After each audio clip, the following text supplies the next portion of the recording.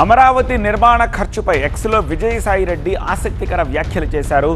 Self financing project అని చెబుతోన్న అమరావతిని అప్పులు తీసుకుని రాత్రికి రాత్రే నిర్మించడం అసాధ్యమన్నారు ఆయన.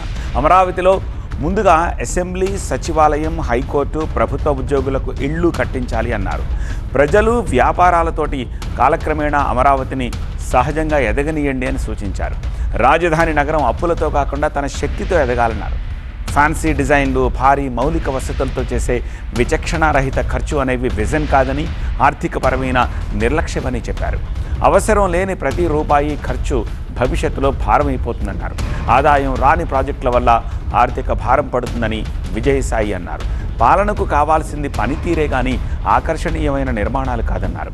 చంద్రబాబు ప్రభుత్వం ఈ అంశాలు పట్టించుకోకపోతే అమరావతి అనేది ఆదర్శవంతమైన రాజధాని కాకుండా అధిక ఖర్చులకు ప్రతీకగా మారే ప్రమాదం ఉందన్నారు విజయసాయిరెడ్డి. హైదరాబాద్ అభివృద్ధి కావడానికి 430 ఏళ్లు పట్టిందన్నారు. చెన్నై అభివృద్ధి కావడానికి 380 ఏళ్లు, బెంగళూరు ఈ స్థాయికి రావడానికి 500 ఏళ్లు పట్టిందని విజయసాయి తన ఎక్స్లో వివరించారు.